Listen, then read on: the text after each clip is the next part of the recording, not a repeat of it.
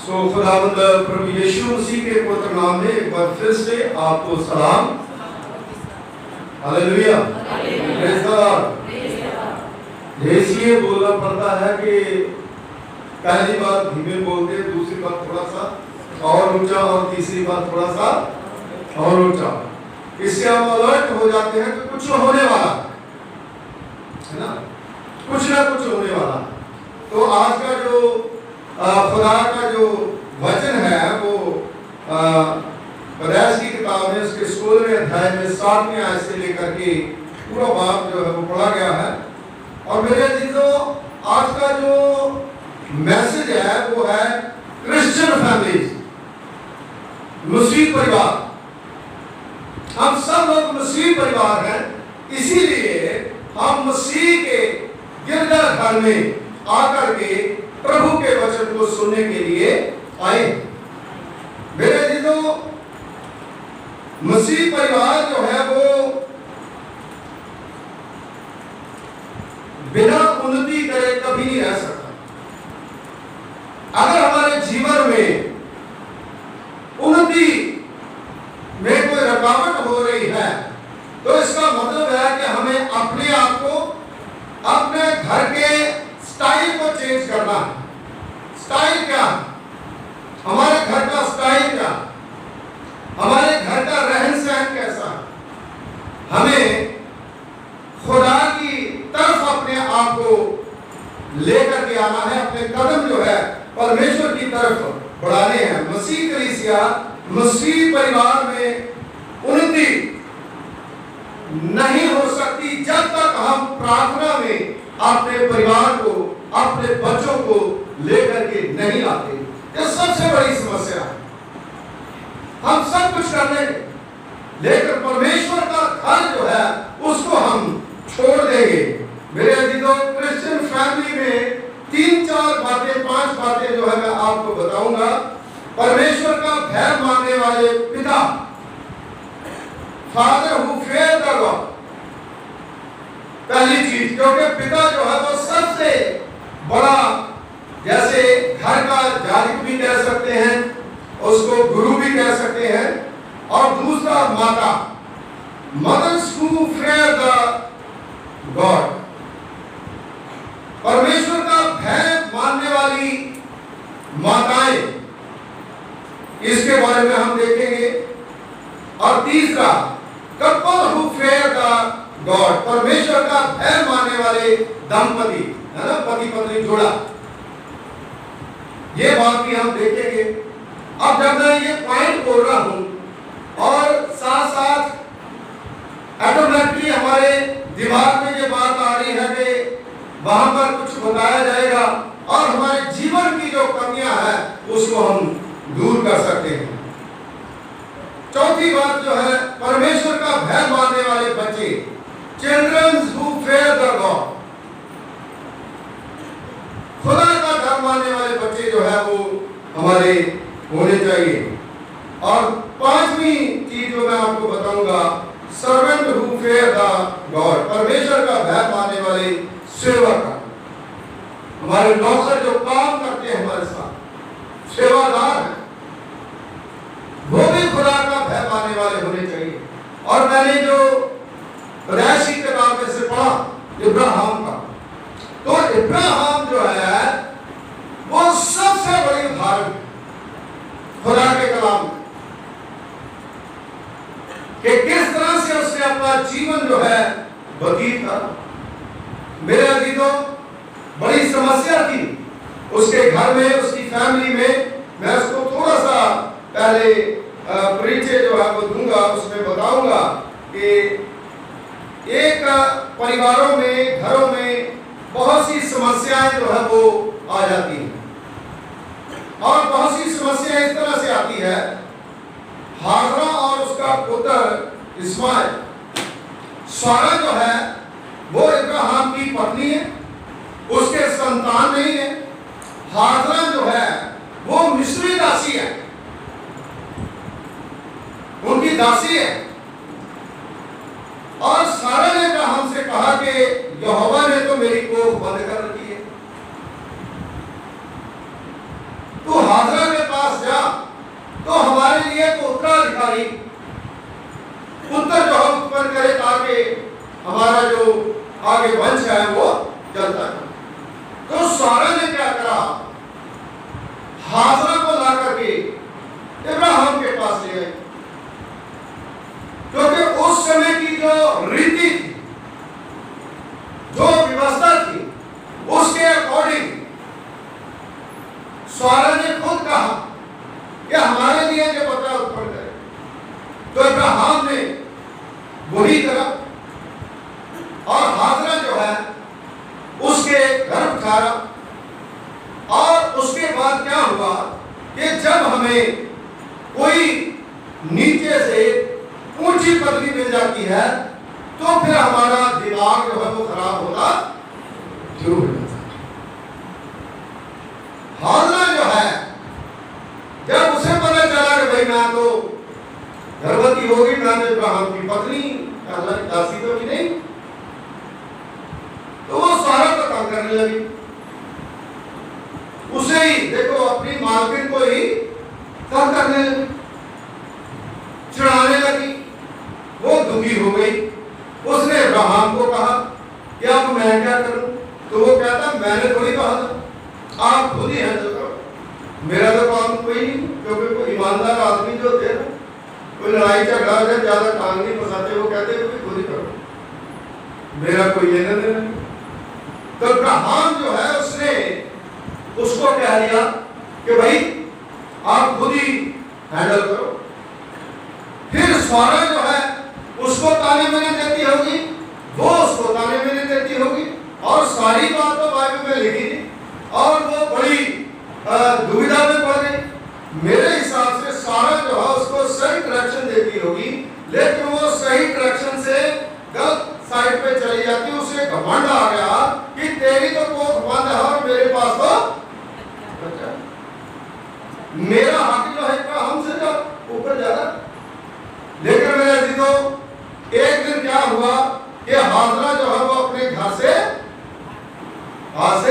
चली, जंगल में चली, चला रही है, बड़ी परेशान हो रही है। और मेरे अजीजों, वहां पर जाकर के बहुत परेशान है।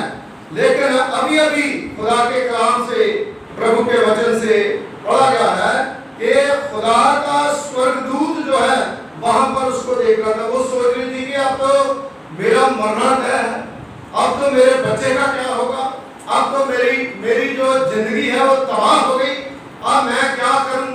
मेरे अजीजों, आज भी हमारी जिंदगी में ऐसी चीजें आती हैं। एक गर्भवती औरत जो है उसके ऊपर जब अत्याचार होते हैं, जब वो सोच लेते हैं कि भाई मेरे ऊपर अत्याचार हो रहे हैं, तो उसकी बड़ी समस्या हो जाती है और उसको बड़ा स्ट्रॉन्ग होना पड़ता है। लेकिन मेरे अजीजों, उस समय उसको कुछ सूझ नहीं रहा था, पानी से वो प्यासी थी, है ना। तो खुदा का स्वर्गदूत जो है, प्रभु के वचन में, खुदा के कलाम में लिखा है, खुदा का स्वर्ग 10वें आयत में, और यहोवा के स्वर्गदूत ने उससे ये भी कहा, मैं तेरे वंश को बहुत बढ़ाऊंगा और की बहुतायत के कारण उसकी गणना ना हो सकेगी। मेरे अजीजों, स्वर्गदूत ने उसे आकर के, जब हाजरा को जंगल में थी तो उसे आकर के जब उसको हौसला दिया, तसल्ली दी, तो उसे पूछा, यदि वो परमेश्वर ही था, स्वर्गदूत के रूप में खुदा आया। उस समय खुदा आता है जब हमारे को पूछने वाला कोई भी नहीं, तब खुदा कहता है तुम्हें डरने की जरूरत नहीं, कोई बात नहीं। और स्वर्गदूत ने क्या कहा कि जा भागा? नहीं, स्वर्गदूत ने कहा तो वापस जा, क्योंकि उसने पूछा जब हाजरा को, तो उसने कहा कि मैं अपनी स्वामी सारा के सामने से भागा ही। भागना अलग बात है, निकालना अलग बात है। वो खुद ही भाग गई।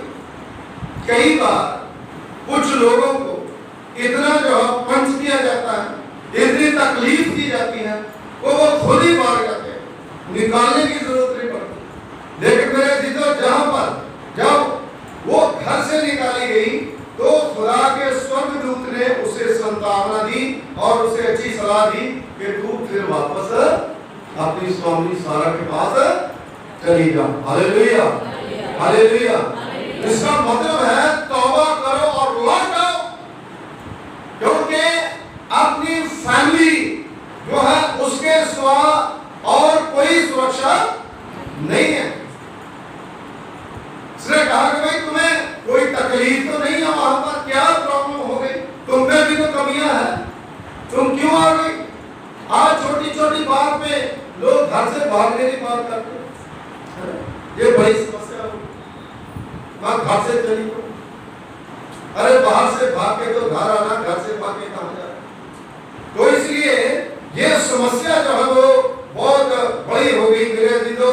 खुदा का कलाम बताता है, और यहोवा के दूत ने उससे कहा, तू गर्भवती होगी और तू पुत्र जनेगी, उसका नाम इस्माइल रखना, क्योंकि यहोवा ने तेरे दुख का हाल सुन लिया है, और वह मनुष्य बहनाले गधे के समान होगा, उसका हाथ सबके विरुद्ध उठेगा। इस बात में मैं ज्यादा नहीं जाना चाहता, लेकिन मेरे अजीजों मैं ये बताना चाहता हूँ कि एक फैमिली जो है वो कितनी महत्वपूर्ण है, जिसमें खुदा ने भी उसको कहा कि नहीं तुम्हें वहां पर जाना चाहिए। परमेश्वर ने कहा कि तुम वहां पर जाना चाहिए। और हाजरा जो है वो भी बेईमान नहीं थी, जिसमें सब कुछ नहीं लिखा। मैंने काफी हिस्ट्री पढ़ी, किताबें पढ़ी, उसने अब्राहम से अपनी जायदाद का हिस्सा नहीं मांगा, जहाँ उसके अधिकार नहीं मांगा, उसने चुपचाप मतलब जाके छोड़ के चली। लेकिन खुदा ने कहा जाओ मैं तुम्हें ब्लेस करूंगा, मैं तुम्हें बरकत दूंगा।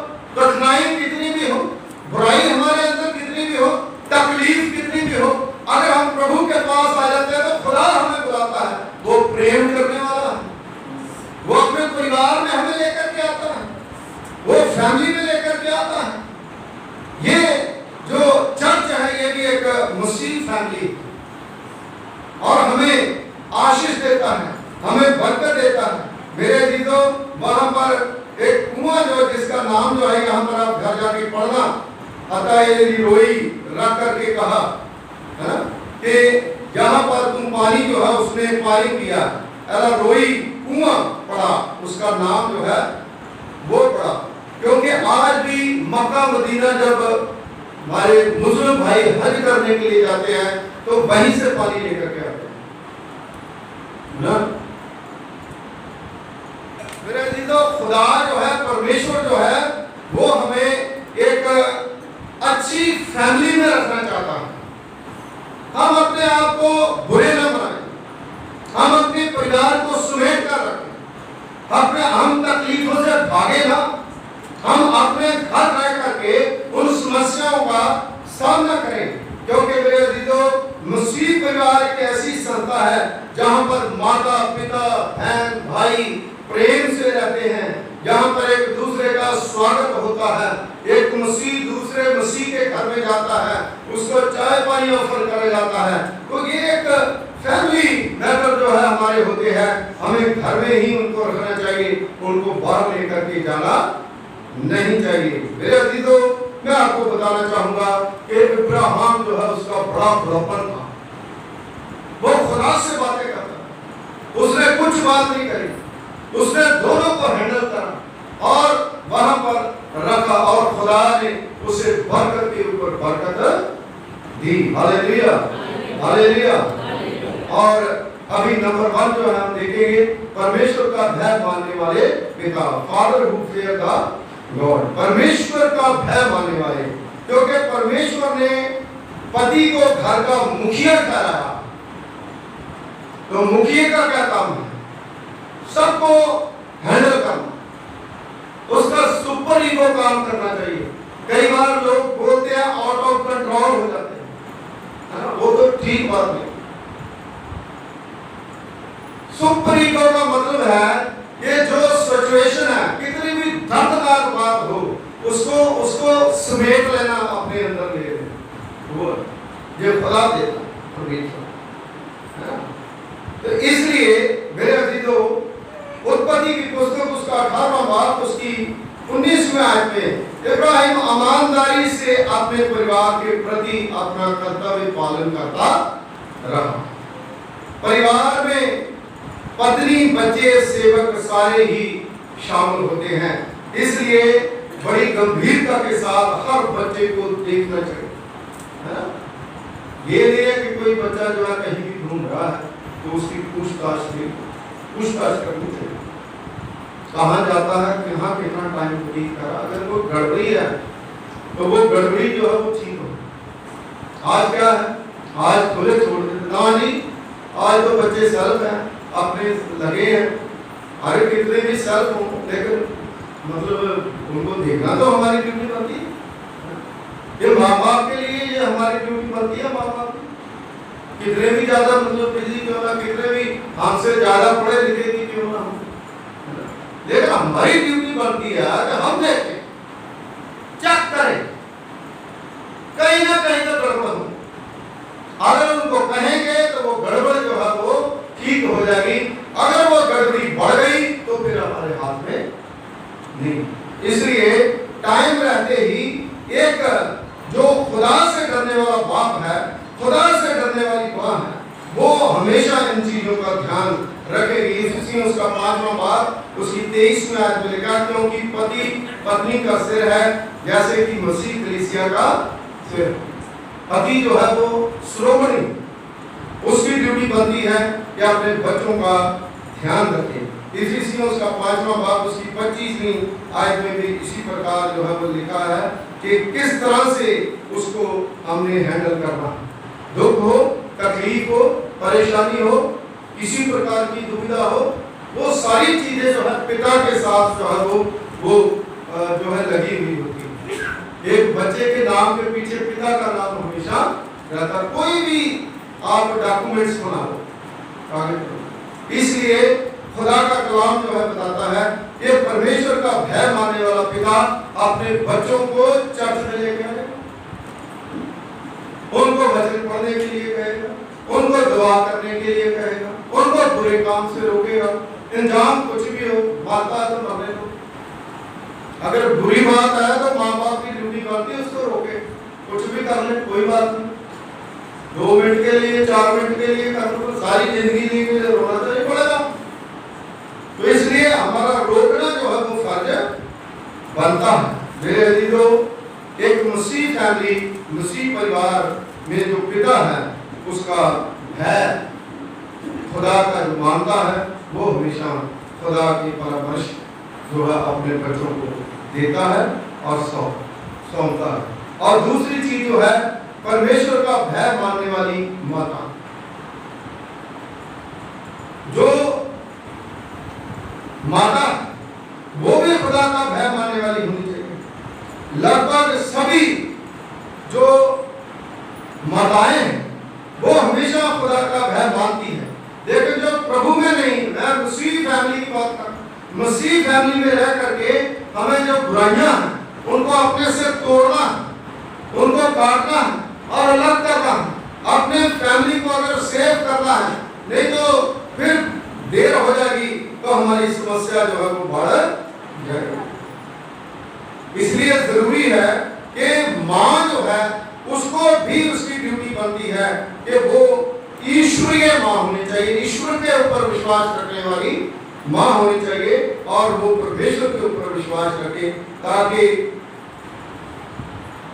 अपने बच्चों को, अपने परिवार को अच्छे तरीके से हैंडल कर सके। इसलिए उसका 5वां बाब उसकी 22वीं आयत में भी आप पढ़ सकते हैं, है ना। माता पिता एक दूसरे के किस तरह से अधीन रहते हैं और किस तरह से इब्राहिम जो है वो इब्राहिम की जो पत्नी है अपने पति को स्वामी कह के पुकारती थी। पहला पत्र उसका 3रा बाब उसकी 6 आयत में, है ना। आजकल तो लड़ाई झगड़ा नहीं खत्म होता, है ना।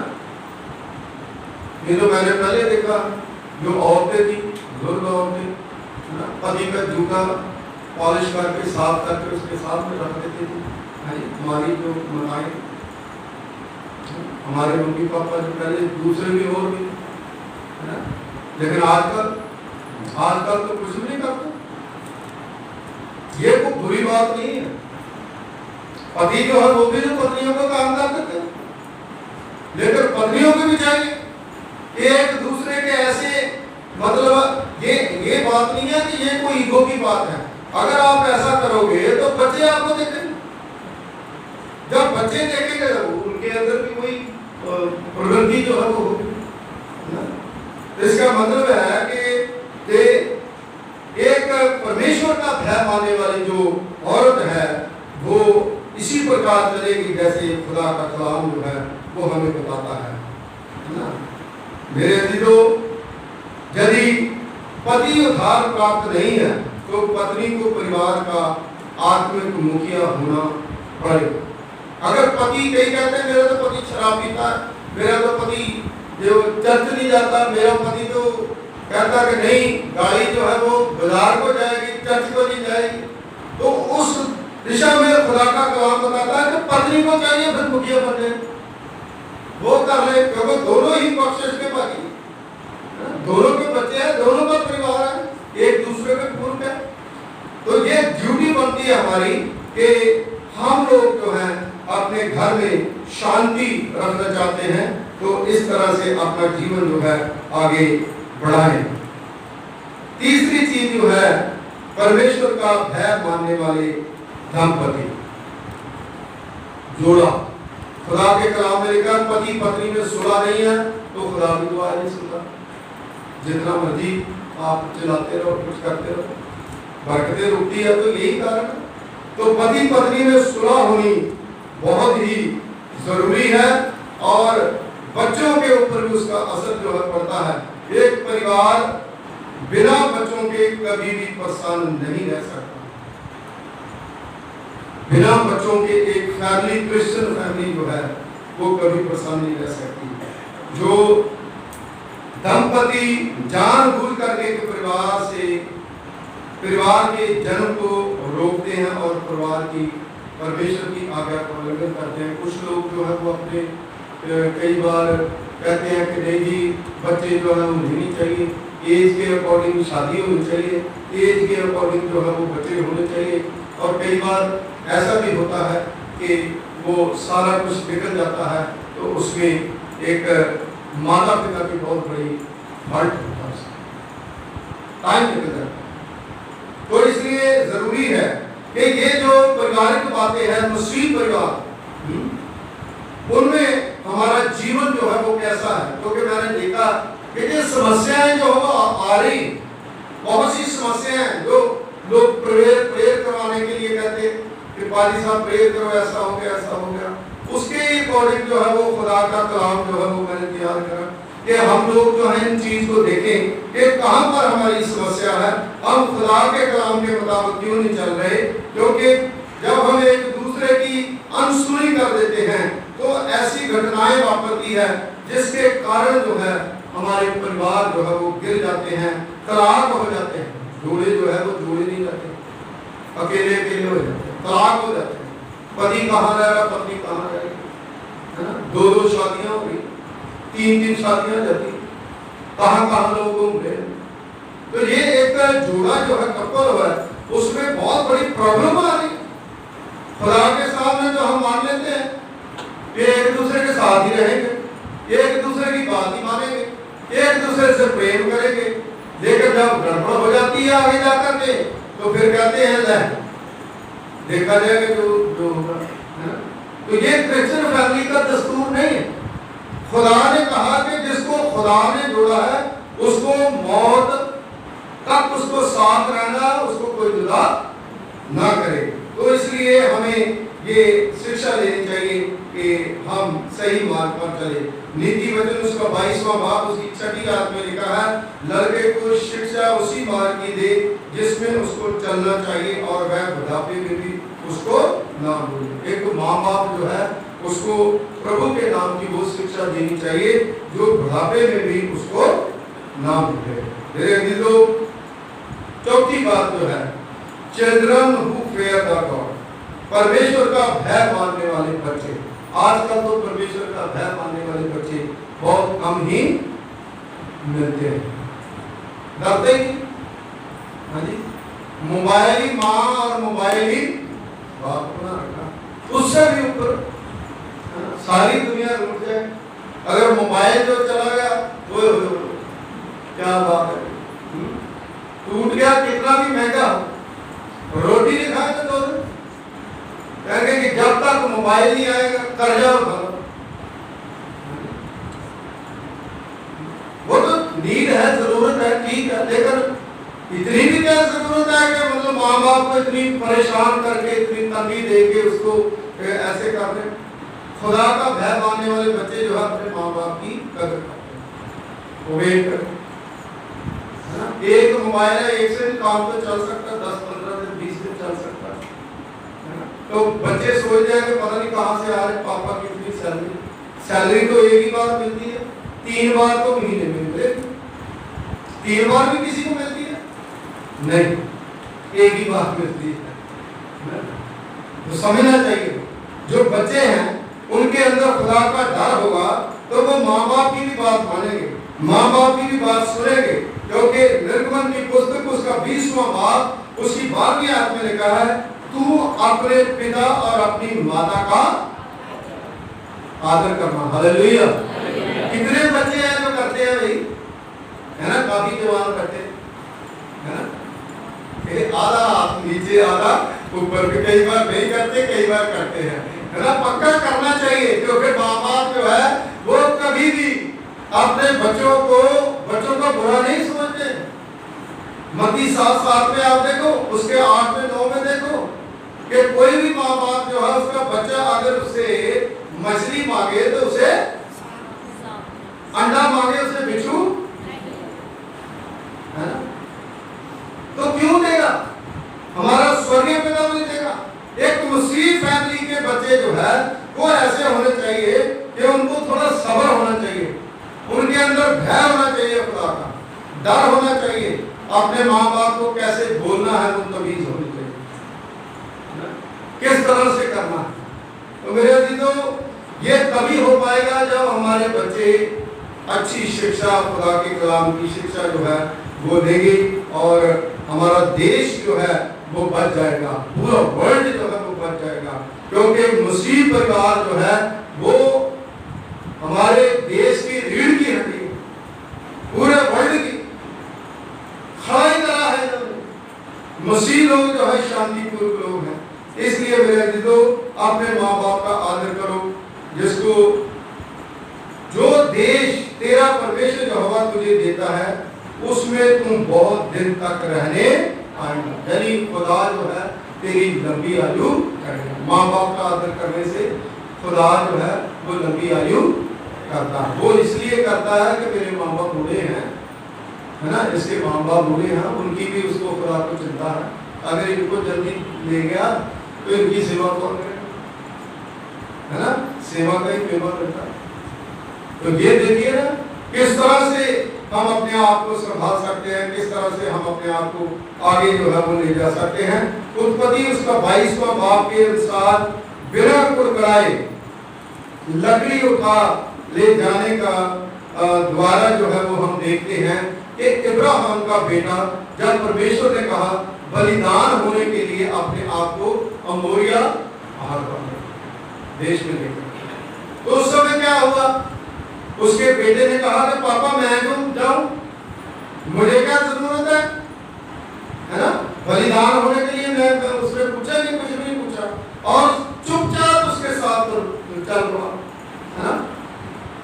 तो आजकल तो कोई काम के लिए बच्चों को कह दो तो 10 बार पूछ लेते क्या करनी है, दही लानी, लस्सी लानी, किसने पीनी है, क्यों पीनी है, कैसे पीनी है, नहीं अभी गर्मी लगती है। मेरे कहने का मतलब है कि हर मसीह खानदान में, परिवार में बच्चे जो है सवाल बड़े पूछते हैं, है ना। क्योंकि जब खासकर माँ बाप का काम है तो माँ बाप जो है वो थके हैं, उनको भी कोई चाहिए, तो बच्चों की ड्यूटी बनती है कि बच्चे जो है माँ बाप का बोझ उठाए, उनकी ड्यूटी बनती है बिना कुड़कुड़ाए। मेरे दिनों शैमुएल आधी रात के समय भी तत्काल आज्ञाकारिता के साथ एक अनुग्रहकारी उदाहरण है। शैमुएल जो है वो भी एक बहुत बड़ा उदाहरण है। हमेशा हमें उदाहरण बनना है। यीशु एक बालक के रूप में अपने माता पिता का आज्ञाकारी रहा, छोटा बच्चा प्रभु यीशु मसीह, लूका की इंजील उसका दूसरा बाब उसकी 51 आयत के लिए ਅਸੀਂ पढ़ सकते हैं। और लास्ट में मैं आपको ये बता करके खत्म करूंगा, servant who fair the God, परमेश्वर का भय मानने वाले सेवक। तीतुस उसका दूसरा बाब उसकी 9वीं और 10वीं आयत में लिखा है, दासों को समझा, जो दास है सेवादार हैं उनको समझा कि अपने अपने स्वामी के अधीन रहे। वो भी नहीं मानते। और हॉस्पिटल में चले जाओ, जो गेट के ऊपर खड़े रहते हैं, है ना, स्टाफिंग जो है, जो डॉक्टर है वो तो ऐसे करते नहीं। उनको पूछो कि थोड़ा सा मिलना है तो आगे बढ़े, कहते 200 रुपया दे दो तो नहीं जाने डॉक्टर देते हैं जी। क्या मतलब है? खुदा का डर नहीं। क्रिश्चियन परिवारों में जो हमारे सेवक हैं वो कैसे हमें उनको डील करना, कैसे हमें हैंडल करना, उनको कैसे करना चाहिए। और लिखा है सब बातों में उन्हें प्रसन्न रखें और उल्ट करके जवाब न दें। अगर कोई सर्वेंट है, अगर उसको कोई अच्छी बात कही जाती है तो वचन में लिखा है कि पलट करके उसे जवाब नहीं देना चाहिए, उस काम को सही कर देना चाहिए, है ना। हमारे बिशप साहब हमें कहेंगे अधिकारी हैं, हम उनके अंदर काम करते हैं, अगर वो हमें कुछ कहेंगे तो हम जवाब तो नहीं दे सकते, है ना। कुछ अपनी बात रख तो सकते हैं, लेकिन फिर भी जो उन्होंने कहा है उसको हमें करना ही।